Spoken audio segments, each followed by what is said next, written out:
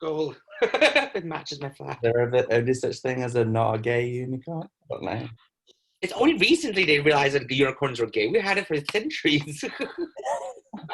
Very, very true. I have the cute but psycho unicorn that's holding a small axe with blood on it. My ex got me that. He went, "That's you." When I went, "Oh, thanks." I even have the shoes to match. Right, okay, cool. I'm going to count myself in and then we'll go. I'm just taking notes as we're going, so my own memory as well. Water. Vodka. I can't drink on this, can I? Do what you like. Ooh. Well. Glass of wine at 2 o'clock in the morning. In a teacup. Cling, cling, cling. No, it's just a new iced tea. Cool. Okay, so I have Patrick with me today. Hello. Hello, how are you? Good, thanks. How are you getting on? I'm fine. What else to say? I'm good. I'm showered and dressed and not in my running shorts yet.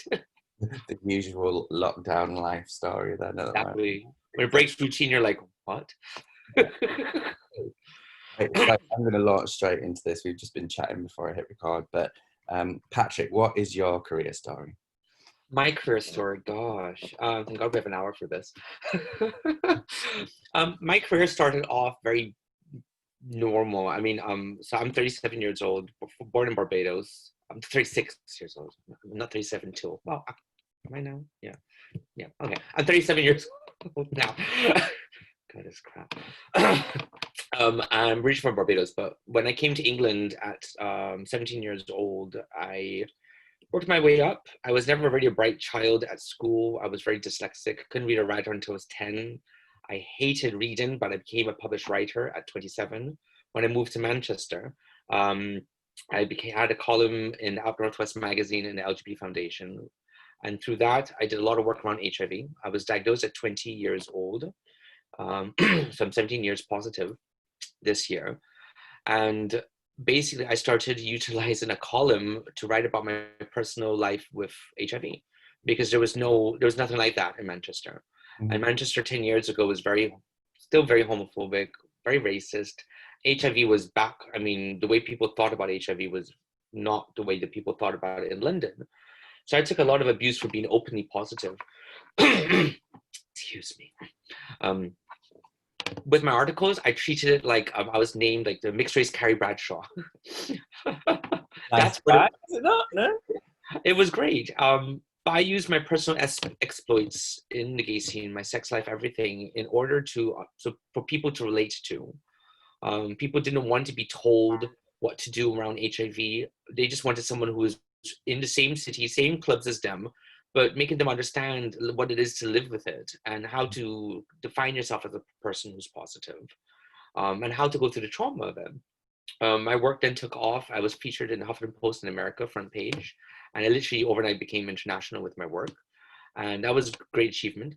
Excuse me. I had people writing from like Thailand. I had people writing from Canada. Even one guy from, not from Canada, from Australia said to me, because of me, he changed his job profession and started going into work around, what's this? I think something within biology, so he can actually start working in the biology labs around HIV. And he said to me, he said, I was just more or less like a deadbeat, but your work your article inspired me to like not waste my biology degree and just kind of go into that. He said it gave him perspective.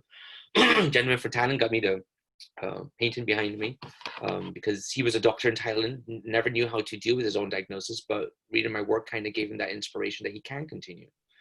My work then took over into Canada. I was in Canada's magazines so I stopped publishing in England and started publishing in Canada for about 6 years. Mm-hmm. And then at the end, I ended up finding out that I had frontal back atrophy. The last job I really held, which was important, was London 2012 Olympics. I was voted the 11th most important person for London 2012. And I handled 10.1 million accounts, including 16 staff at the same time. But after my breakdown, I was in an abusive relationship, and as a result of that, I had a complete nervous breakdown. Found out I was diagnosed with frontal lobe atrophy, so I'm the youngest in UK with my type of condition. And it took me half an hour to sort out 5 pieces of paper. So going from 10.1 million accounts to that amount showed me how much damage I already had. Yeah, so I think you can say something. How talking about kind of a breakdown there, if you're happy to, like, could you talk us through a little bit more detail of kind of how that affected you? Because I know at the moment, I mean, I've been through kind of a mini breakdown of my own, but there's lots of people that are listening, especially at the moment, that are suffering in terms of their mental health. My partner made me purposely paranoid, and I was not the only partner that he pushed to the point of having a nervous breakdown. I was in rehab, and people think rehab is a bad thing, but all celebrities go to rehab. It's true. I literally went to sleep and woke up like a paraplegic. I had to learn how to talk, write, walk. I lost my memory. I still have difficulties remembering my family and stuff. My breakdown was literally like a reset button. And I was like a child once again. I was like curled up like this. It took me years to just get my hands out. I still clench my teeth at times. I still have my nervous little twitches. It was difficult. And at the time also I became homeless. I had to go deal with the breakdown, being homeless at the time for 8 months in London, and slowly make my way through here. And it wasn't easy. The foundation, I work at the LGBT Foundation here.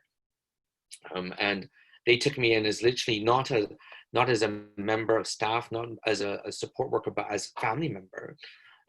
One of my colleagues literally took a Dementia United, took a Alzheimer's Society Dementia Friends course literally the next week, because he just wanted to know how to help me.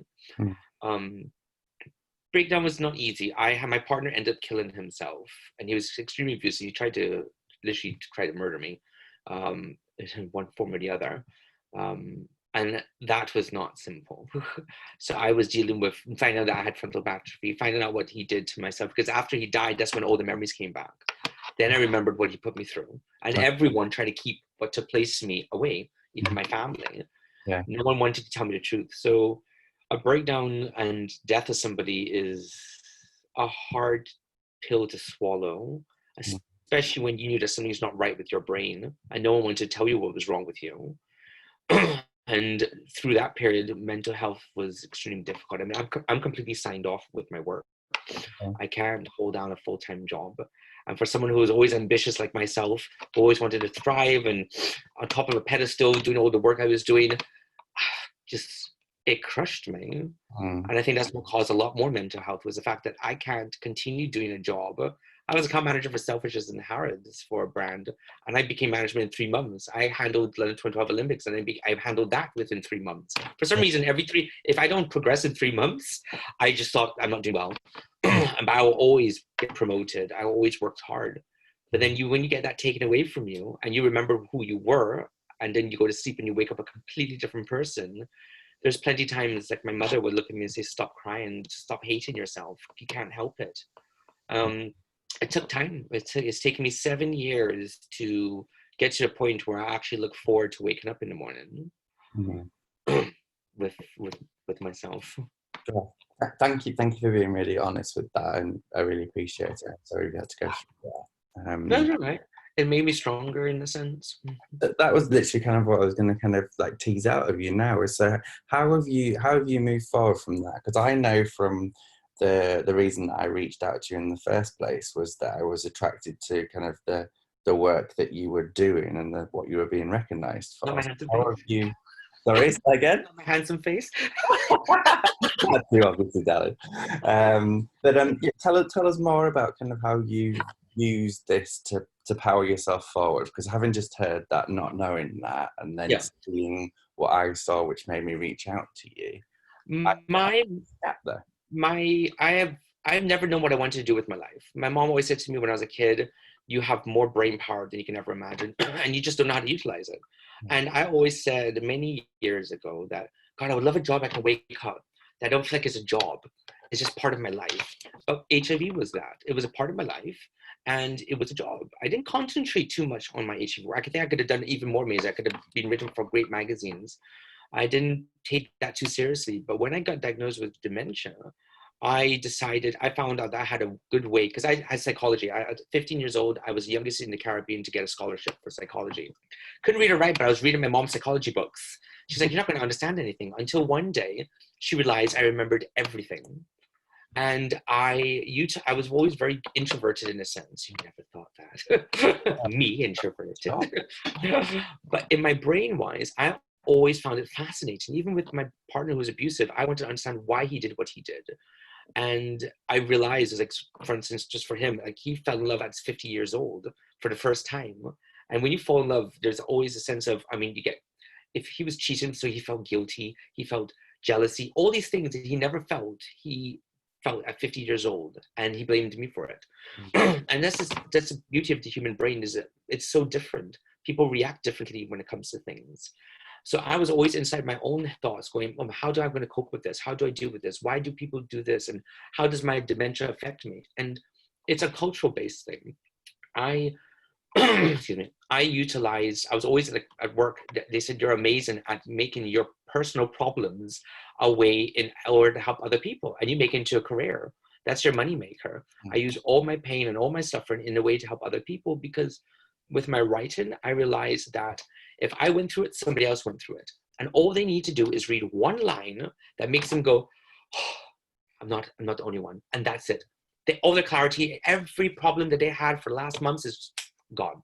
Because that one sentence just makes them go, oh, thank fuck, it's not me. You know, I'm not the only one. And that's it. That really is it. So the power of writing did that. I wanted to become a good public speaker. And I liked speaking to people. And I realized the impact of having people to talk to. But it was difficult because with my breakdown, I was very helter-skelter. I had twitches. I had a stutter problem. So because I wanted to get somewhere, and even this, I became a TV producer, and I never even studied television production. It was my voluntary thing. I was a TV producer for 2 years. I used my TV shows. Every single show I ever did was based on my own personal problems. And that's how come I ended up, like, with my doctors, kind of pushing them into a corner, because I had people like the Alzheimer's Society come on and explain to me what dementia was. And then I used my show as a way of showing the doctors, well, if you won't tell me I have dementia, then why is it they're telling me this? And that's how I did my work. I needed to find information. No one was telling me. So I had a TV show. I got people on there to give me the answers that I wanted, because it was a way of helping myself. And if I help myself, it'll help other people.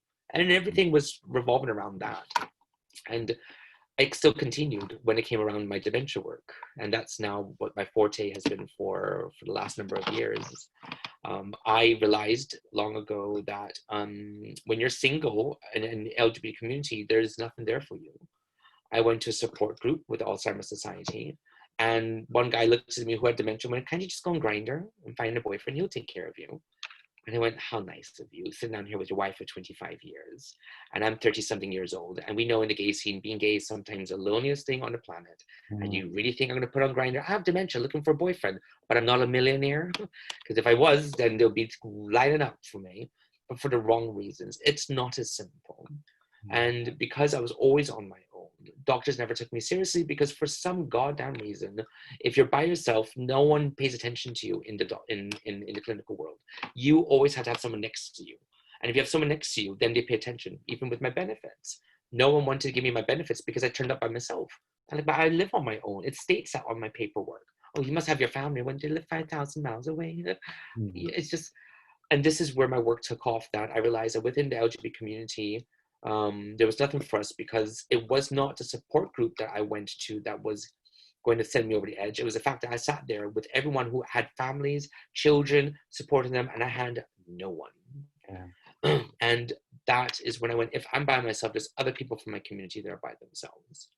And bit by bit, we did a lot of research with Manchester University, which I now lecture at.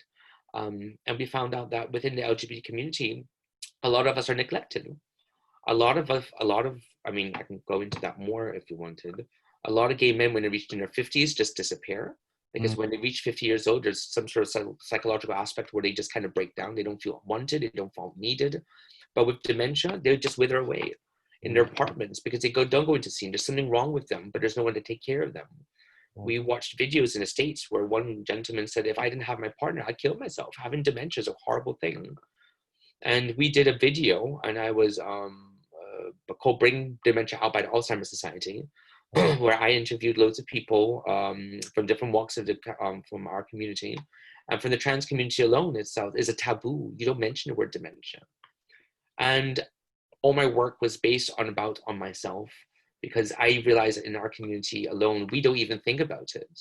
We don't think about dementia. So bit by bit, I pushed to make my voice heard and push within organizations that, you know, there has to be something different done for us. Even single people alone by themselves don't get paid attention to. And bit by bit, that kind of took off. And over a period of time, I developed the world's first LGBT dementia network. And the structure alone of it was then taken over by the Alzheimer's Society and now the LGBT Foundation, and literally Guinness Housing Trust, who I live with. Weird partnership, but the housing association I live with actually found me at a meeting and took my work home. And it was based on the fact that you have a lot of people in your establishments from the LGBT community. One in 4 people, 5 people have dementia. 1 in 5 of them in this building has early onset. And how do you as a housing association help them? And I got funding. We got funding for the project for the next 2 years. Yeah. And my dream has literally been stepped forward. Now we're actually the first in the country to have services offered specifically for LGBT people. Yeah. It's amazing listening. Amazing listening to you talking about it. I mean, also, sort of, I think I mentioned it when I reached out to you originally, that like in the last 12 months, my grandfather's been diagnosed with dementia, and so as a family we're all starting to navigate that as well. And but he was 91 a couple of weeks ago, so he's much older. And he had my grandmother there, and even now during lockdown, I know that when I pick up the phone and talk to them, that they might be stuck in the house, but they're there with each other, and they've got company, and she's there to support him and help. So I think the work that you're doing is fantastic on a number of different levels. Thank you. My dad has Alzheimer's. So father and son, we're just the same, but my dad has Alzheimer's. And my mom takes care of him. She's a nurse. And so I have to watch from a different perspective. And it's difficult because you have to have patience with them. And even I sometimes would get frustrated with my dad. But I was very good at understanding the human emotions when it comes to any sort of condition once I've been through it myself. And with dementia, because it's not our cultural base. In Caribbean and around America and stuff, we're very talkative. We're very good at telling you what we think. But it's not an English culture to discuss your personal thoughts and your emotions around it. So I realized that when you get dementia, so think of it like this, a simple way to explain it here in England is you spend your entire life working very hard to be who you are. You know what you want, you get out whatever drugs or alcohol or whatever, you get all the stuff out of your system that you used to use to cope with stuff. You get your wife, your children, and suddenly when you think, my life is good, you get early onset. And early onset doesn't just take away where you forget your keys. You start forgetting parts of your personality. And that shit really affects you. And then you, who have been told your entire life you don't air your dirty laundry or your emotions or feelings, that hits you. And people always turn around and say, people with dementia just sit in the corner, but they're fine. No, they're not. They're screaming in their heads. Because my father was the same thing. He just literally shut down. He sat in his office and would not leave. Because it was embarrassing for him. He was a cop. He was an investigator. He would know where everything is. But when he couldn't find where he put his own pen, he blamed everyone else. And it was difficult. He got frightened to talk because he felt like if he spoke, he would say something stupid. And I watched it with my own father and a lot of other people, because they're not the most expressive people to discuss their feelings and their emotions. And when you start losing who you are, that you work so hard to be, that's difficult. I lost who I was, and I was just 30. And that was difficult. Just imagine when you reach 50 or 60 and you have responsibilities, how painful that is. And then you have to rely on someone else and tell them, oh, by the way, I have voices in my head now. So my condition causes voices. But a lot of dementia does. But no one wants to discuss the voices in your head, because then you're literally like a lunatic. But that's your sense of reality. And I just thought to myself, God, it is so painful for people to sit there and have to realize that they're losing themselves. But in the same time, imagine if you're gay, because we in our community, you go outside and you see one or six of us running around the place. You're never alone when it comes to LGBT community. But you go into a care home and you don't hear boo from any of us. No one wants to admit it. And I'm like, wait a minute, why is that? Why is it you can go to a care home and we don't hear any of us? Because a lot of us come from an era where being gay is illegal. And then you had to be pushed back in. You have all these people from different countries around the world, which is fine, but not a lot of them are very forthcoming when it comes to accepting someone who's gay. And I always say, yes, your job would be wonderful, but it doesn't mean that if you become a doctor, you literally become open-minded to everything. This is not sort of a halo that appears on your head. Your prejudice is your prejudice. And that may change over time if you wanted to. But if you're sitting out there with a gay person in a care home and and that's the reason why they retract. So many of them just retract. They don't want to tell people that they're positive and no, they have dementia because they think they'll be pushed into social services. They think they'll lose everything. They don't know their own rights. Mm-hmm. You don't. And not only that, you don't even want sometimes your own partner to take care of you. We have a gentleman recently who got in touch with the foundation, or the care home did, because his partner of 20 years, after he found out he was diagnosed with dementia, literally just left him in the care home, never came back. And this is the reality of our own society. We have a trans woman, and I'll let you decide when you think this was. So a trans woman was brought into a care home and she was retransitioned because the family and the care home thought it was in her best interest. Guess how many years ago that happened? I mean, based on how the behavior was, you would never think this would happen recently, but yeah, I want to say a good number of years ago, but 2 years ago, like in the last 12 months, that could easily have happened. 2 years ago, it happened.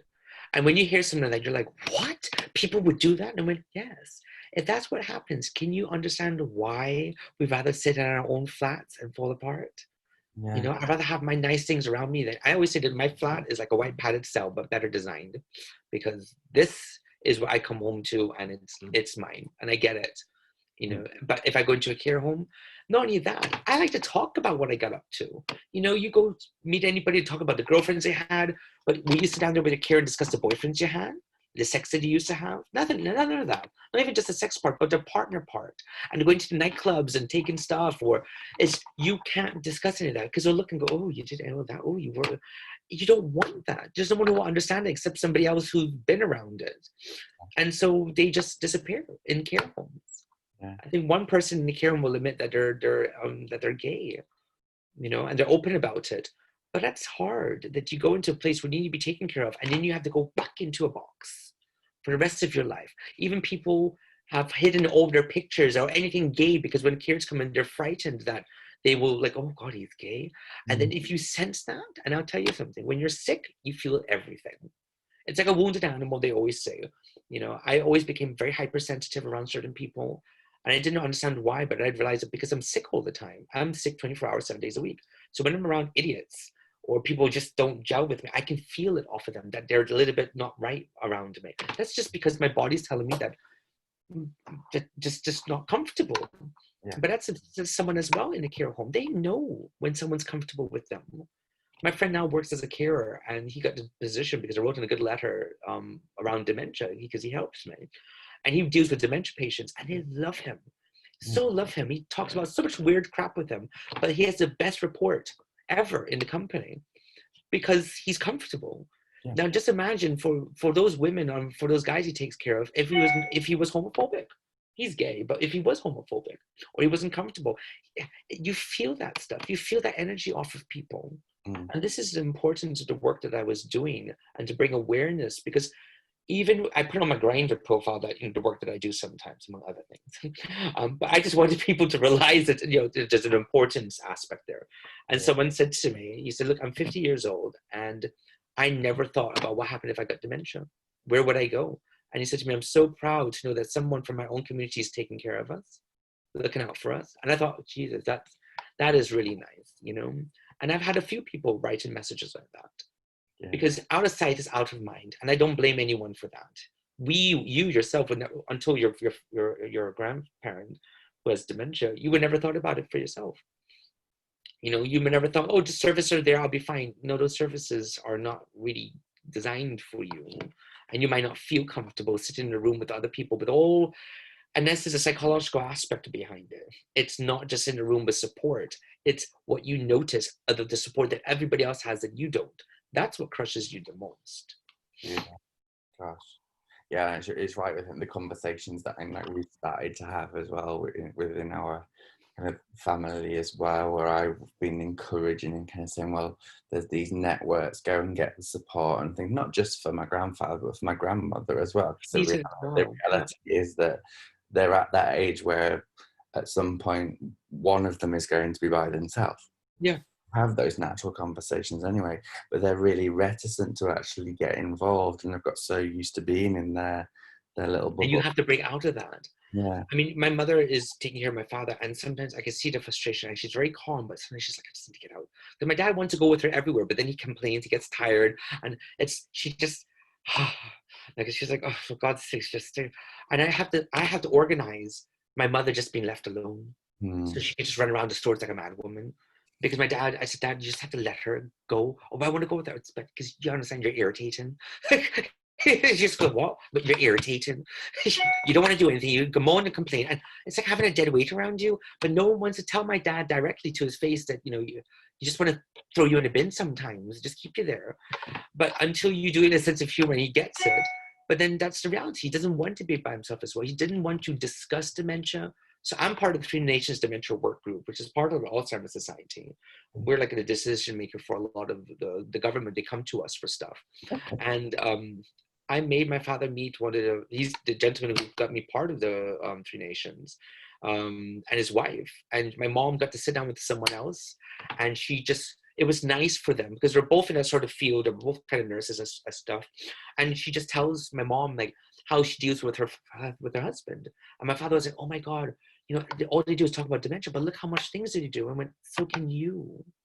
You are a strong gentleman. And here's one guy who used to build bikes and all this sort of stuff. And the woman said, I fell in love with my husband more after he got diagnosed because she saw a different side of him.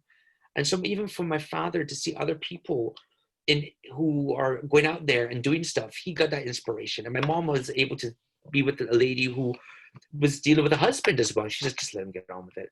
Sometimes you have to push them out of the box, but just let them do the things. And my father just needed to know he can carry on. Yeah. And that's the part of it. But you have to change certain things when you have dementia.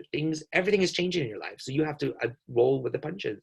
Your current lifestyle is not going to stay the same, even with myself. Going into lockdown was extremely difficult for me. I completely fell apart. I separated from my partner, realized I can't see my family this year. I only see them once a year. I didn't know when the next time I'm getting on a plane.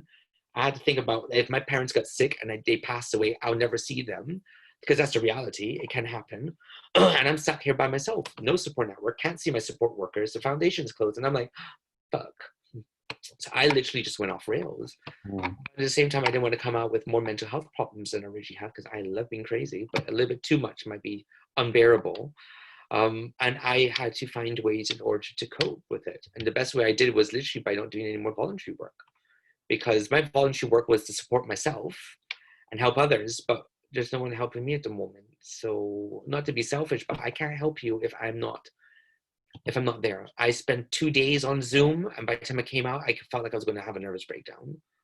I spent my entire day just sitting on a computer trying to do stuff. And when there's other people on Zooms, my voices in my head go nuts. I hear things I shouldn't be hearing.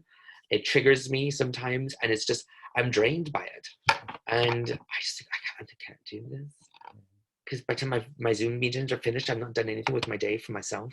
And I'm still stuck in my flat. I just go insane. Yeah. So I took a step back in order to cope and started taking walks every day. I was just going to say, so how are you coping with the current situation, but how do you cope in general? What do you do for yourself? What's your self-care like? My self-care at the moment, I speak to a lot. I usually just annoy people on the phone anyway. I have a list of people. Who have I not annoyed today? And I do. I have to make myself laugh and giggle. My neighbor and I became very good friends, closer together. We know each other for many years. I go out walking with the dog, but I used to be one of London's best female impersonators. So I put on a pair of knee-high stiletto boots, leather boots, And I go walking down the street with the dog and her. I had a Maserati nearly crash because, you know, he just saw this like, and I put my hood on and they think I'm a woman. So I do it for my own attention because it takes a lot of strength. If every time I feel I'm losing my confidence, I tell her I need to go walking in the heels. And I walk down in broad daylight in a pair of heels, and that gives me my own gay right, like my own, like, yes, I am doing this. And everyone looks at me, and I'm like, I'm bored. There's nothing else to do. You're doing TikTok, I'm walking in heels. But in the other sense, I speak to my support worker a lot. I do miss seeing her. I speak to my mom and dad a hell of a lot. And I write in my old diary like I used to. My diary was always my best friend. I started doing that, but I didn't watch a lot of TV. So I kind of started working on my home again. I realized I needed a space in my own flat to do work. So I got a nice little desk. And I started walking every day. And because I lost a lot of weight when I went off rails, which is amazing. But in order to maintain it, I had to do something differently. I couldn't go to the gym, but I found that I needed to do something different. And I started walking on my own. Mm-hmm. And I am in a community where, you know, substances are normal. And I realized a lot of my friends were having substance abuse problems. A lot of us are turned into stuff that, you know, it's almost becoming normal every single day to have a drink or to have a line or whatever. And I'm now concentrating a lot of my work on substances because I lecture about substance abuse because I had my own issues. But the walking is one of the biggest things I've done for myself. And I now have people who go on walks with me who stop taking substances because every day if they don't do walking, they feel like they're going to lose their mind. And we take our time to walk around the canals, or we sit in the park. I know you're not supposed to do all of that, but we stuck to one person. I have one friend. And it's been the best thing for me to just take a breath and just walk around my city and explore it. It's amazing to see a city just quiet. This is our version of the apocalypse, and it's one in a lifetime experience that you're never going to see. And it's beautiful in a sense, the silence. I feel the energy around me, and the earth is like, oh, thank God, I can breathe again. Yeah, you're completely right. And I take, most days I go out at the end of the day and go for a walk. I'm very fortunate, and kind of the place where I live is in between two parks. So I go one or the other, but twice now. One of them was my lockdown birthday back in April, but I hopped on my bike and I cycled up into central London and went and saw all of these places that I've spent the last 14 years like struggling to kind of get around the hustle and bustle and past people, silently sleeping with nobody around. And it was poetic. It was the most amazing experience. I came back thinking, wow, like I'm so really fortunate that I live in this place, and that I've, in a way, I think with the situation as well at the moment, you have to take the positives out of it, of whatever. Yeah. And for me, that day was that experience. I was by myself. Nobody else had that, and I'm going to have that with me. Yeah, and it's when people think of the apocalypse, in a sense, it's like destruction, but in a sense, it's. I always said with this fire, because I hear voices, and for some weird reason, I hear things before they happen. And one of my voices always said to me, says, "Look, you know, only the strong will survive this, and you have to roll with it very quickly." And it's not just the virus that will affect; it's what the virus does and stands for. It will affect a lot of people with mental health. It affects everyone at the moment, one way or the other. But if you don't do something 180 degrees to change it, you won't manage it. And for me, living in the city, I thought, God, I have early onset. How on earth am I going to cope? But the walking is just what got me out of the house. I do my 10,000 steps a day. I felt better for myself. I've actually trimmed down. I don't binge eat like I used to. And actually managed myself a lot better. Like my mom said, I think the lockdown has been the best thing on earth that's ever happened to you. I'm a bit of a nymphomaniac, so that's difficult at times. It's true. It's like these are hard times for us. I call it dick pressed. I'm dick pressed. I have it on my profile. Oh God! A t-shirt made with that shit. Your sense of humor is just fantastic. But I started just finding ways to take time. And even when my friend doesn't go with me, I said to him, look, I need to be on my own. And I sit in the park and I listen to the birds. I meditate I go to church every day. And I sit on the stairs and do my little prayers. And I sit there quietly. And I've just watched the leaves blossom and the smells of the trees I can smell again. And I sit there, listen to the birds, and I watch people walk by and think, God, this is the most beautiful thing. I almost to the point I don't want it to stop. And it sounds horrible, but I have enjoyed, people are a little bit more friendlier. Some people aren't when they walk on down the street, but it's just the fact of seeing things quiet.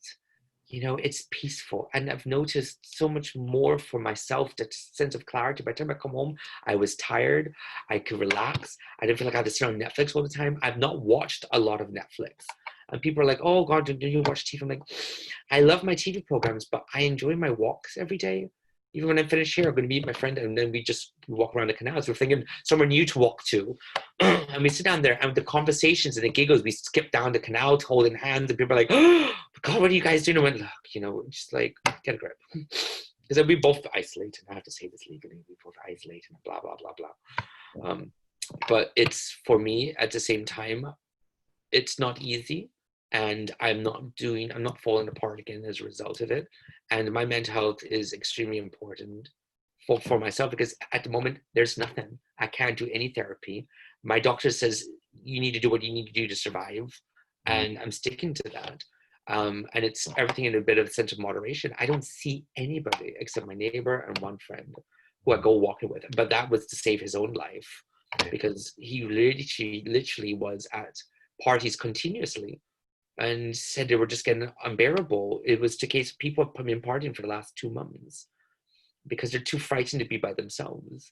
And, you know, when you heard someone say to me, says, I don't know how to repay you because you literally saved my life, I think to myself, well, you helped save my own, because having company to go walk in is great. It gives you the sense that, you know what, you can develop new friendships in a weird sense, because Grindr's become even friendlier. People actually have a conversation with you. Amazing, huh? But there's no scene. There is no scene anymore. The scene is literally, I want to write an article, and it's about going back in the closet for 2020. The LGBT community is literally gone back in the closet for 2020. Because you don't have gay bars, and everything has gone underground again. Yeah. You're totally right. Please do write an article about that. Oh, no, I'm going to. Someone wanted to write an article about coming out of the closet, and I went, well, for 2020, we've literally gone back in the closet. Yeah. You know, and people are like, oh, what about gay pride? I went, I didn't have gay pride when I lived in London. It was a march down Brixton Street. And what you were marching for are gay rights. And now all you care about is running around and seeing Kylie Minogue on stage and screwing everything you can find in one area and getting off your tits and getting drunk and wasting with your friends. That's not what gay pride was about. It's enjoyable, it has reached that point. But now you all are going, oh my God, what are we going to do? Get a life. Have a life.